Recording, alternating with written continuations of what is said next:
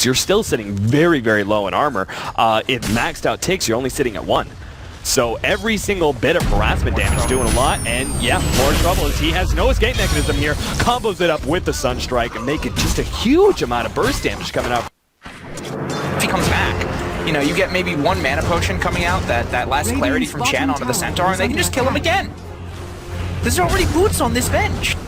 Yeah, it's insane the amount of the big advantage that they're getting right now. Finally, they're gonna kill this Luna at the top lane. On right now, the Chen has plenty of gold. He's going to be able to get whatever he wants. They already have an upgraded courier, and he's sitting on 850. The Venge sitting on boots. Early boots on a Venge is devastating. She's one of the nastiest ropers you can get this early. Oh, there's the TP. Arrow's going to go down. Do they have enough for a Starfall? They do, but the straight right clicks looks like it's going to be enough. Pandago comes in for that last hit finally, and they do secure the kill. It's pretty good. Yeah, honestly, that's a huge lead to be having, especially with like so many assists like that. Cakes may get caught out here. He was doing really well in his lane. Let's see if he can be able to get out. The Timber Chain, Moonlight Shadow goes out, and looks like, oh, he actually gets the kill on the Centaur. Still going to trade his life against Timbersaw. And that's a really rough lane. Like, despite the fact that he shut him down early, there goes that ultimate. The Centaur stop missing. Amashif going to be able to get away from this one. Defensive disruption going out. Amashif will get stunned, but the arrow lands on Nayrok. Maybe they can get away from this one. No. We do have the ultimate on Risk Player if he wants to try and turn this around. Is against you. Not when these melee heroes can get nice and close to you. Oh no, Chicken MC. He just got picked up. The arrow lands on him and he should go down here. There's nothing. Oh, good swap coming out. And now the Eclipse goes down. Cakes returning some of that damage, but it's not going to be enough. A little bit of heal goes out. But it's immediately he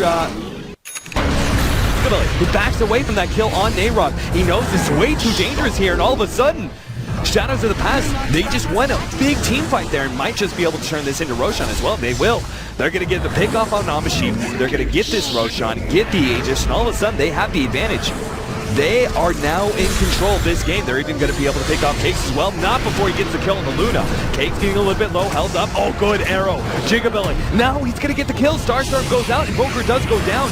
Cakes finally does die to the Centaur, but it's going to be traded here. Gigabilly just gets right up in the Centaur's face and able to get the kill. And all the minions come.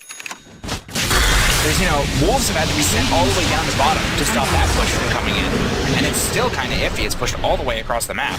So the more time that Shadows of the Past forces them to spend up here, it's actually quite significant. It's not just a delay. And they're not getting anything. Justin loses Aegis here for nothing. The swap in, that's dangerous. They're going to try and pop Gigabilly to get him. Justin, he's going to pop his BKB. He's focusing on the Centaur, not the greatest hero in the world. He's still going to be able to get the kill, but he's not going in. I mean, the Squisher heroes now gets the Chen, but Risk Player, he's still alive and well. He's going to be able to get off. No, doesn't go for that last little Lucent Beam, as he's just too fast. Sunstrike landed somewhere right in the middle of the lane, but this time around, they didn't run straight back and did not get caught by that one. And all of a sudden, Risk Player, he's got 3,400 gold. You can start building into the butterfly, and that's necessary up against these heroes when you have Lifestealer, Sven, Lycan, these kind of heroes that output good amount of physical damage. Your carry item is no longer BKB, but it's going to be Butterfly. It's all about that evasion at that point in time. Then you actually have survivability to last long enough in these team fights. If Ryu got a trivia question right, then that doesn't really bode well for your $20, does it, Cap? Look. Oh, I see. Not attributing the man anything. First, earlier today, you say, I'm going to have Ryu and maybe some pro players, too. I caught that.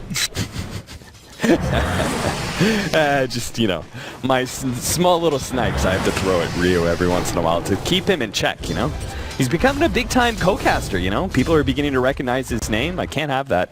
I can't have that go into his head. Oh, I see. You can't let any of us be our own people. We always have to be attached to you and your company. Your exactly. Your corporate capitalist ways. See, I come in and you think I'm the savior. I'm like, yes, I'll give you games to cast. You'll get spotlight and everything. You'll get fame, money, fortune. But and you think of me and you're like, oh, capitalist, you're so good to us. But I'm just giving you enough for you to be in my debt, but not enough to be in real power, Just enough for you to benefit me, but not for you to surpass me. You watch out, man. The proletariat will rise up one day.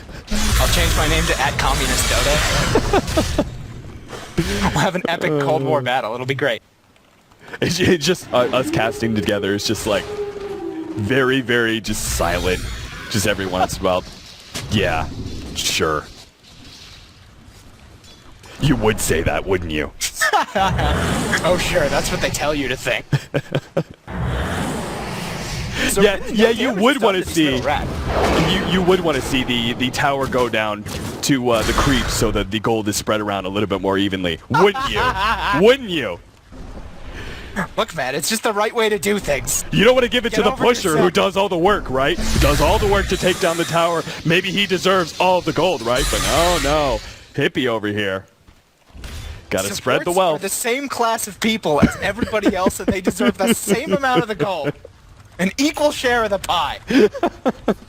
Well, finally, maybe we do have enough pushing power with the Assault Cuirass being picked up by the Lycan. Maybe they finally have it with that minus armor. They last time they were chipping down on a melee Rax. Like, that's the worst thing in the world. They were trying to go for sieging on a melee Rax. Oh, well, they're going to catch out a hero here. Arrow's going to be able to land. And Joy, goodbye, friend. Now Justin already popped the BKB. He's going out on Chicken MC. This is perfect. They're going to get an extra core. And now he's going to focus on wrist players. That's the play I want to see. Him focusing on these squishy carries in the back. He just melts through them so quickly. Why couldn't we see that earlier? Now Joy's in trouble again. He's going to get caught out here. The buybacks come out from both those heroes. Joy's going to fall a second time here.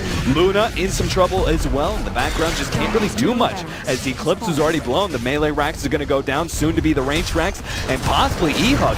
They could go for a second set of Rax as well. They still have 50 seconds on the Vengeful Spirit, another 40 on the Invoker. This is going to be a 2 Rax advantage that shatters the past. If they don't call the GG call, they're going to have to claw their way back into this game up against a huge advantage for eHug. That was like the perfect storm of initiation team fights, picking off exactly the right heroes at exactly the right times. Joy picked off before he could use the swamp. He's had so many clutch saves this game. Every time it looks like the Invoker is going to get focused down, no, the Venge swaps in, takes it instead, even lives sometimes. Then the perfectly timed BKB from Justin on that Lycan got him through both the meatball and the deafening blast. He's been losing half his hit points to that meatball for most of these fights. It was just those 2 perfect moves, pick off that one hero, get through that one combo, and then they just crushed. Nothing that shatters the past can do against that.